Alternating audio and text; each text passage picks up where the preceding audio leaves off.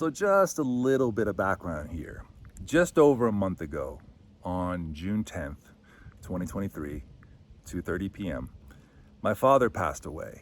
And it was a very powerful and impactful experience for me. But what I didn't see coming out of the whole thing after going through it was me wanting to dive deeper on this subject of death. I wanted to talk to people. I had questions, I had curiosities, I had observations, and I wanted to talk to people and hear their stories. I wanted to know how they dealt with grief. I wanted to know how they dealt with loss. I wanted to know how they healed.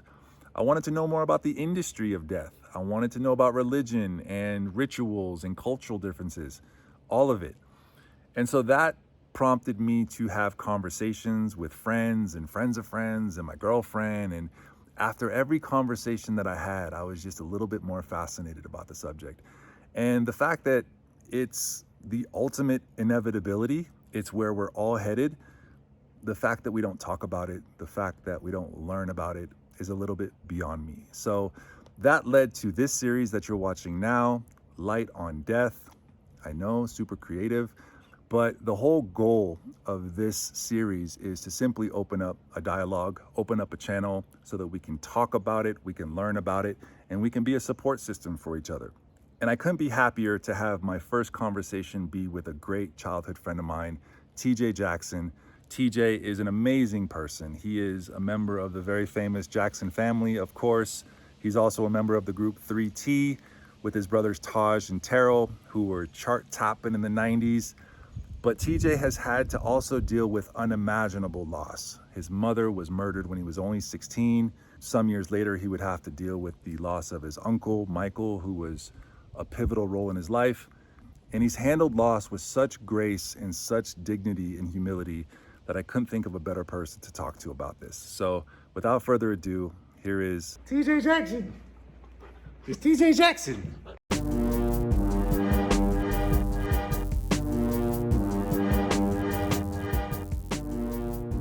What's up, TJ? What is going on, Kris? How are you, brother? I am great. I'm blessed. I really am. I really appreciate you coming on and doing this, man. Yeah. This means a lot. And you and I, we go back a long time. Yes, we do. Why don't you Yes, tell we the do. people how we know each other? Oh my goodness. My first recollection, and I don't have the best memory, but I'm just gonna tell people I hit a home run off you the first time we were. Kris, you probably did. So for those who don't know, Kris was an incredible Little League baseball player. You know, we went to different high schools, so I got busy with my music, so I couldn't follow all my friends' baseball careers. But up to 12, Kris was the man when it came to baseball. Bro, But you were the man. we both were pretty good, Kris. We were on the same team one year, so we had a good team. We'll just put it Yeah, like that. and we won the whole thing, I think. We won our whole league, and then we traveled and played other cities. But we know each other from Little League Baseball. We have Yeah. family that were super close to each other. A lot of amazing memories were built together. I was just thinking about this, Kris, is like, I was watching a Blockbuster documentary or some type of YouTube video on Blockbuster. And whenever I hear the word Blockbuster or think about Blockbuster, I think about you.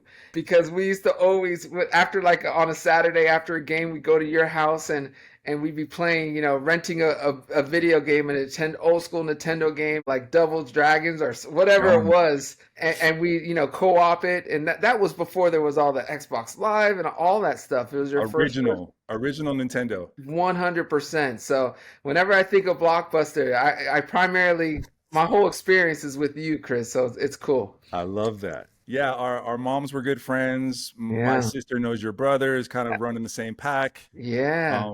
And on that baseball team, our dads actually coached us Yeah. Together. together, which Yeah. is, I mean, it's freaking crazy. Like Tito Jackson, Jackson 5, shooting Little League Yeah. by day, playing stadiums Yeah. at night.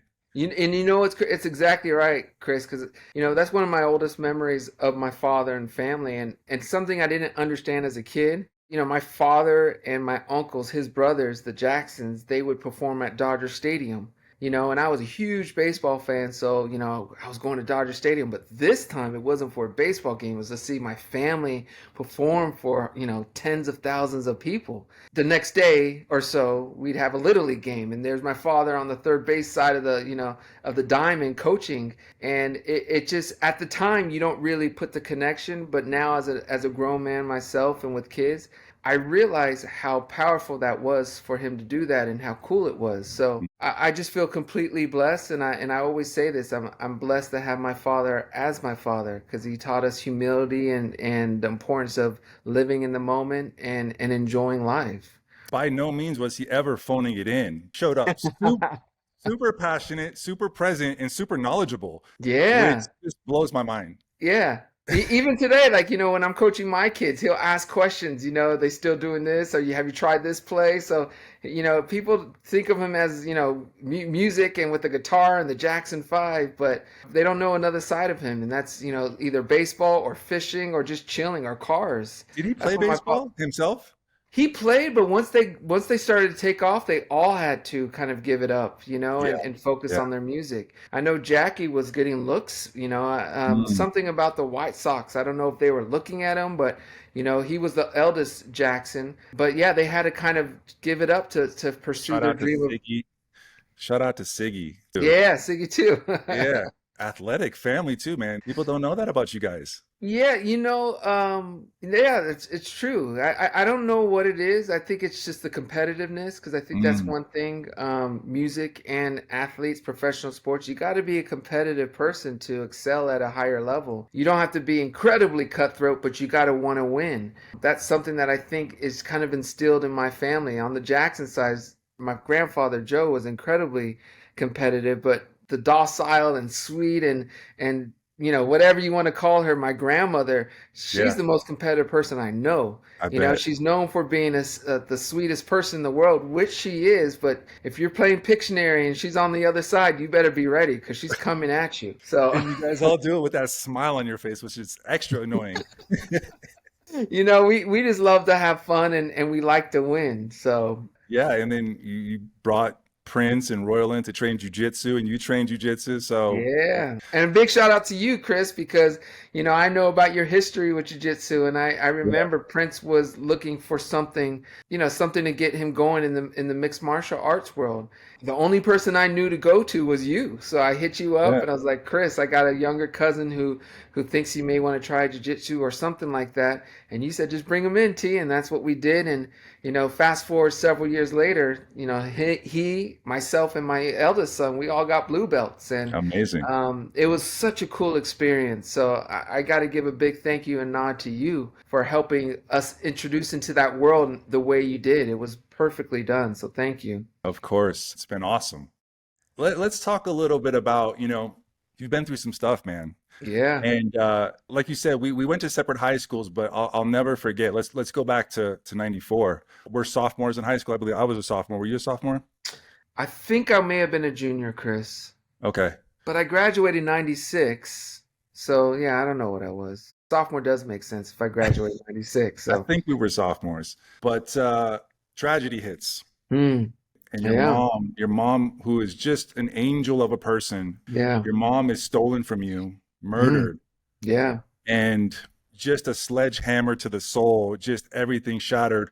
Take us back to that time period. You're so young, teenagers. Terrell and Taj, your brother, are a little bit older, a couple years older, but you guys just have this event happen to you, this crazy tragedy. You guys are public figures. There's a Yeah. trial happening that's public, and a year later, you're like launching an album. There's just a crazy whirlwind of things that happened at that time. So take us back there and how, from the event, how you were feeling and how it made you feel to, how you evolved with it. So before I even get to the event, it's crazy, Kris, because I don't know if I've shared this too much, but the Nicole Brown Simpson murder just happened, and that whole tragedy happened, and I don't know what it was, but in my head I felt like I started to contemplate and think about if something happened to one of my family members, and death just all of a sudden seemed real, and I mentioned that case only because that's when you grow up the way I did in a celebrity family, you kind of equate your lives to kind of celebrities in a way. And it's like, Sure. if that can happen to them, then it can happen to us. And I've always like when I found out about my mother's murder, my brothers woke me up in the middle of the night and instantly I had a bad feeling. It's like Mm. as if I knew what happened, and we drove to the hospital and got the devastating news that our mother was no longer with us. And it was obviously I had just turned 16. My last picture with my mom is at the DMV when I got my driver's license. And it was obviously devastating for me. My parents had been divorced and my father lived hours away, so my mother was my rock. Yeah. And when that happens to you at 16, it really just swipes your world. It takes your whole world. And I went from a kid who got straight A's to who cared about doing the right thing all the time to someone who just felt hopeless. I felt incredibly like despondent with things and didn't really care about anything. I didn't get into any serious trouble or anything after. And I credit my family and my friends who were there for me and helped in a way catch me. But it was just a whole, like you said, a whirlwind. It was a dark time for me. And I think the one thing that my family, and this is why I always give credit to my Uncle Michael, was so big for me, was they kind of helped me and my brothers rechannel our energy into something productive to make her happy and Yeah. to kind of like pay homage to her and to make her proud.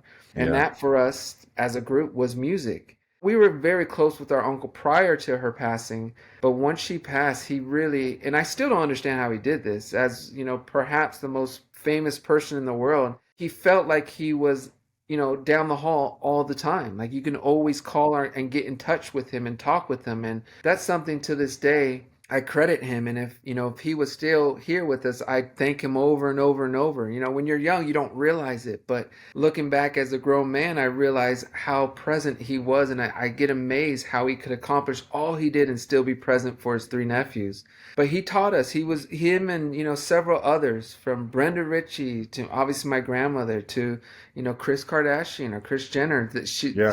She was huge. My best friend Andrew, his mom Ellen, who recently passed, Anthony Schiller's mom. Those people were so important in my life. I learned as an adult now that I could look back that when someone loses someone, a kid loses a prominent figure in their life, their support system is everything. I could have easily turned out a completely different person. I am now incredibly thankful and grateful for all the people that were in my circle helping me land on my 2 feet. My father moved down the street, not down the street, but really close to our school. He left his home where he was comfortably to help me continue in my routine. Owe a lot to him, and you don't realize it at the time, but a lot of adults sacrifice so much to make sure we were okay, and that's been huge for myself and my brothers. Can you talk a little bit more about, like, more specifically what they were telling you and how they were consoling you, or what kind of,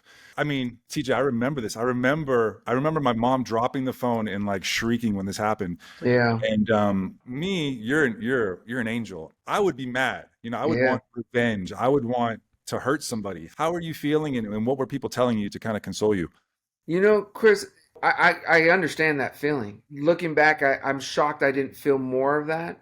I think it was more just probably shock and loss. And it's as if you got all the energy and desire to do anything just taken from you. So that's how truthfully I felt for the longest time. I've always said this, that the single most important hug I've ever received was from my Uncle Jermaine. When we found out that my mother passed, went to the hospital and got the devastating news and came back to our home, my father lived hours away, so it took him a while to get to us. But my Uncle Jermaine was the first family member or first person I knew outside of my brothers there consoling. Right. And he didn't say anything. He just gave me a hug. I remember crying hard then, and that was the first time I realized I will probably be okay. Yeah. It's not just me. And my Uncle Jermaine, incredible person, but wasn't like the person that I spent every weekend with. It just made me feel that there was a huge support net for me. And that hug, I tell him as much as I can, in a way saved me because it came at a very close moment from finding the news, so it didn't let me sink too far down, if that makes sense. But we didn't go to therapy. Being Jacksons, I don't know if this is just us in our mind, but we had this fear of our deepest secrets getting revealed or slipping out some way. It was a time when my Uncle Michael and Aunt Janet were huge, and there was a lot of stories written about them. So therapy, the traditional methods weren't really an option, at least for us, is the way we saw it. I don't suggest that. I feel if anyone needs someone to talk to, you should definitely do it. And in any traditional way, I strongly recommend it.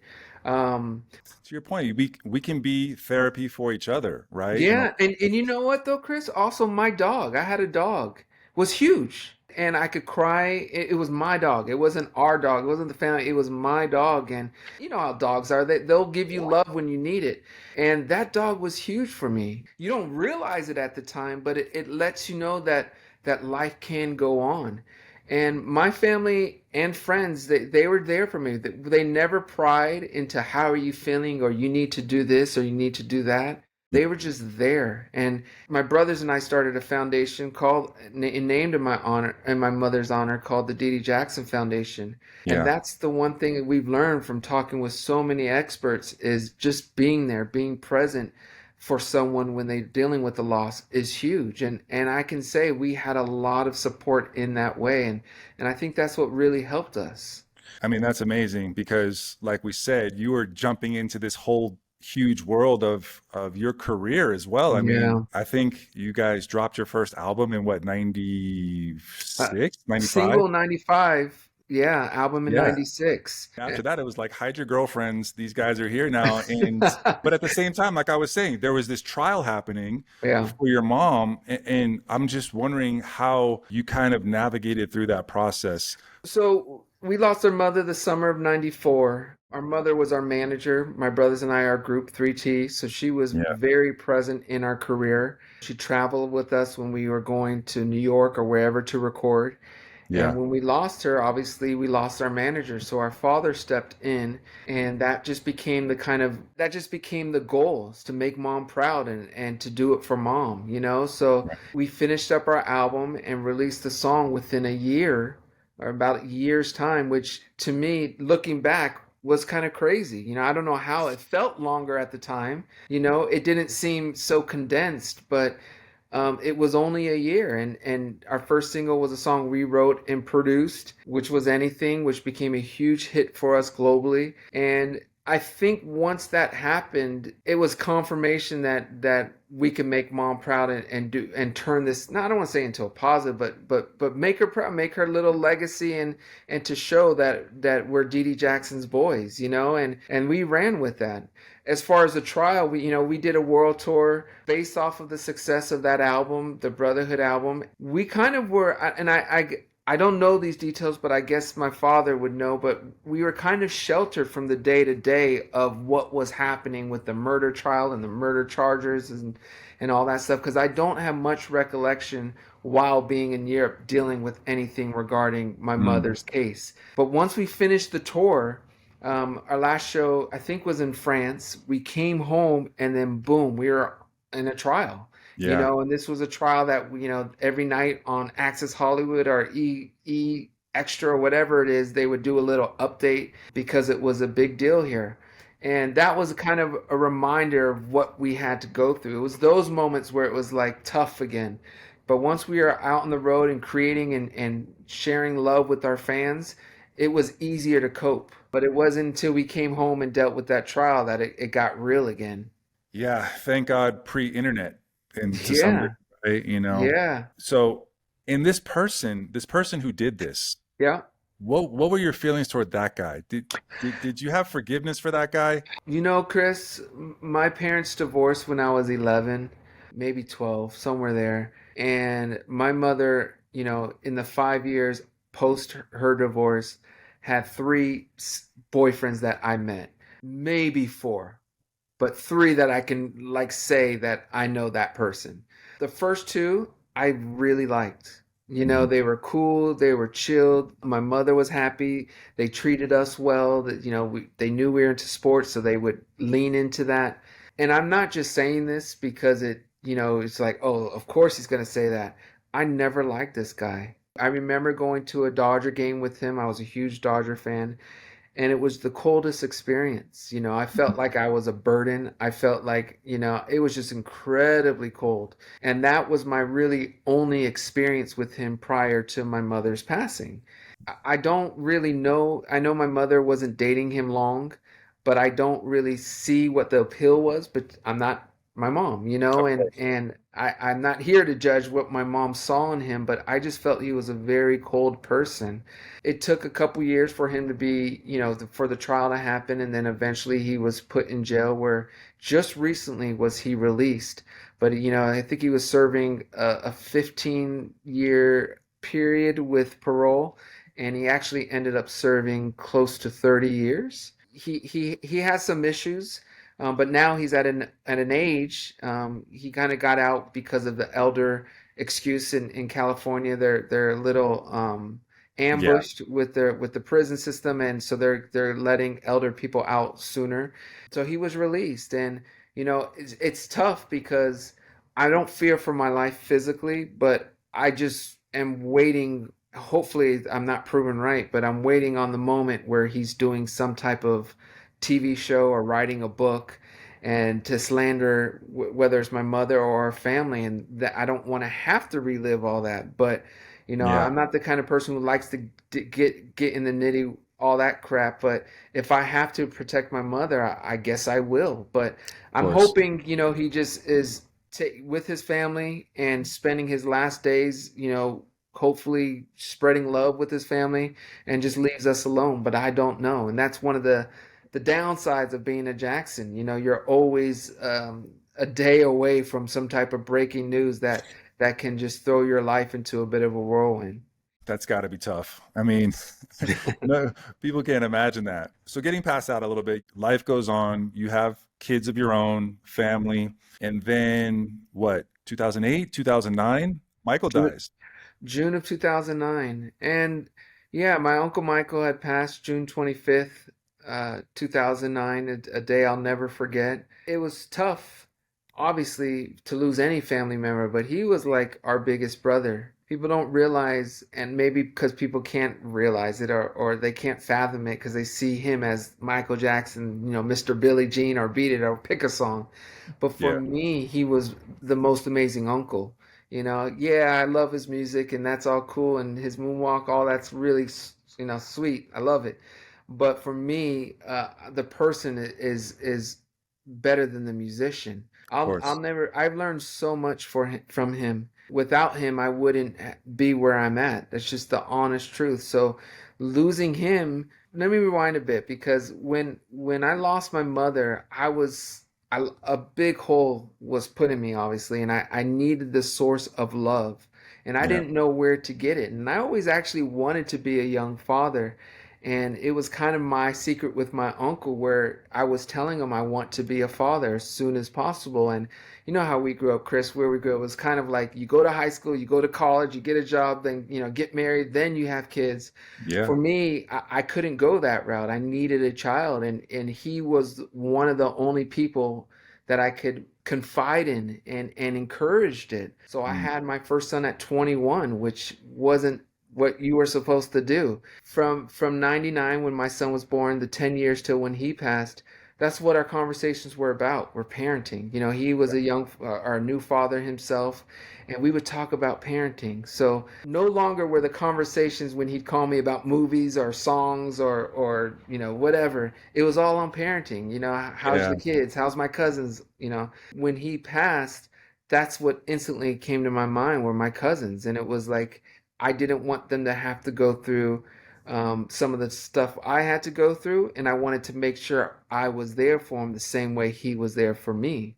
And people don't know that. For people that don't know, you stepped up and stepped in and became guardian for his Yeah. children. So, yeah, exactly. I became a co-guardian. I joined my grandmother. Truthfully, I would not have been able to live my regular life without being there for them. I couldn't.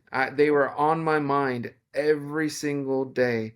And, still to this day, I think about my Uncle Michael every day. But I mean, like, I couldn't even think Mm. because a I know how important my Uncle Michael was to me, so I was feeling a loss. So I couldn't imagine how important he was to them. And I will never be able to replace him in their lives, but I at least wanted to try and be there for them. So I was, and my brothers and I, the day my uncle passed, we told our grandmother, anything you need, you better let us know. We have to be there for our cousins. Yeah. And she did. She relied on us, and I'm thankful for that because I was able to be there for them. Yeah, I think when I found out that you were sort of going to be a part of that picture, I was like, these kids are going to be okay. Hmm. So congratulations on that. They're so well adjusted and they're such good people.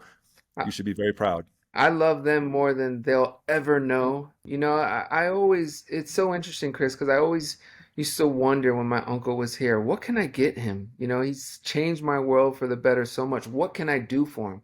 I can't Yeah, buy him a new, plasma TV. He's got 10 of them, in a boxes in his house. There's yeah, nothing I can get him. And then when he passed, I felt like this is what I have to do for my uncle. And, as I've told them, I will always be there for them. I don't even like the word guardian, to be honest. I feel I just want them to know I'm their cousin and will be always be their cousin who is there for them.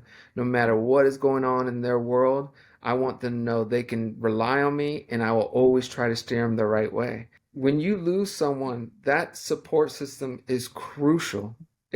I think it's a make or break situation, and if I could be part of a support system for people, especially my family, I want to. And again, this is why my brothers and I started our foundation because there's so many people out there that don't have that privilege to have that support system, whether it's single family homes or parents who are working multiple jobs, whatever the reasoning is, to be able to support people in their healing and recovering and inspire them is something that sign me up. That's more important than any award, any number one song. It's making a positive impact in the world. That's the best feeling I get when I feel like I'm achieving that. absolutely. We need that. The world needs that. So what exactly does the Dee Jackson Foundation do? Yeah, there's several things we did do. We started it in 2015. My brother Taj, my eldest brother Taj, took the reins and finally said, "Okay, now it's time." So my brothers and I, we launched a foundation. We wanted to do something that my mother was so into her community. Yeah, She has at the Little League we played at, she has a field named after her, and at our school, she has several things named after her because that's how present she was in the community. So we knew we wanted to do something for community and for people, and it just made sense to do something for in the world of loss since we lost her at such a young age. So we do Music Heals program where we teach kids how to deal with grief and loss through music and writing. yeah, It's less intimidating for a lot of kids when they get to play an instrument or to write a lyric versus just confiding on how they're feeling in a direct, silent manner. So we do a lot of that. We have a Dinner for Cause thing where every year we designate someone a guest of honor where we kind of celebrate and give them life and love. And there's other programs that we're working on. And then I can't forget our Power of Love show, which is a weekly show we do where we have amazing experts and guests that come in and share their stories. amazing. Truthfully, for anyone who's going through a situation, I'm sure we've talked about that topic. And we try to provide outlets and resources and a community for anyone who is going through something and needs something. So I would strongly suggest you to check us out. How can people find it and how can people support it? Yeah, so just go to ddjf.org, Hmm. the letters ddjf.org, and the website will show you everything. Obviously you can make a donation that will go into our programs, but you can also just share a link or a post on one of our social. Our goal, nobody in our organization is paid. It's all volunteer. Our goal is simply to help the world through loss and grief. I remember when my mother passed, it took me so long to find outsourced resources that could help in my healing.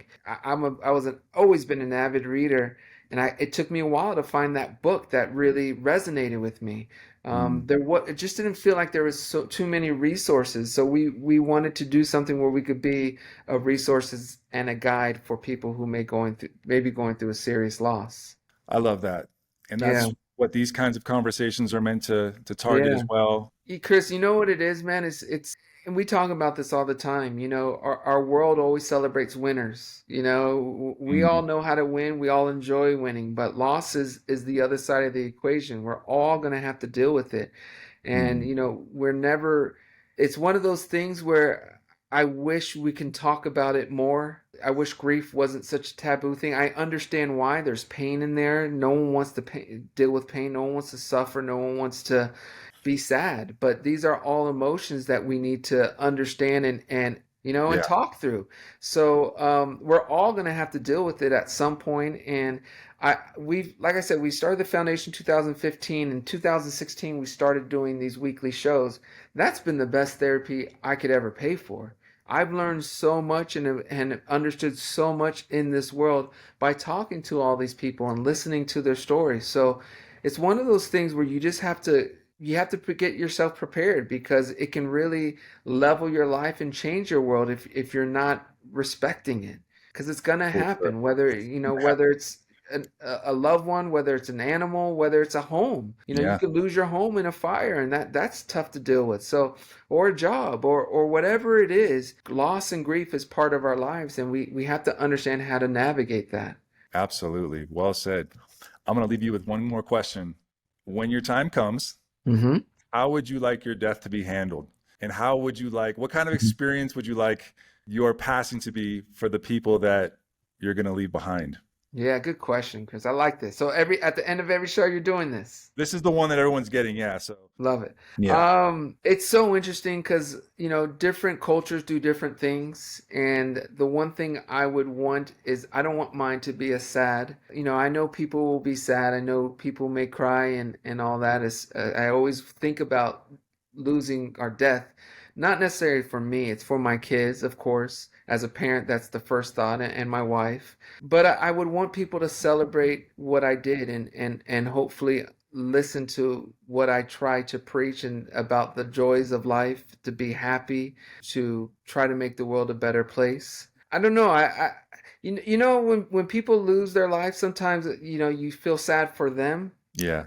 I don't want people to be sad for me. I have lived an incredible life already, and I am so blessed and so grateful for everything I experienced.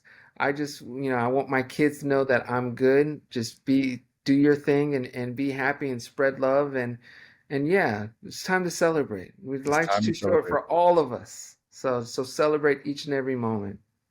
Thank you so much. You're welcome, Chris. I love you, man, and condolences to you, man, with your loss and just give the fam my love.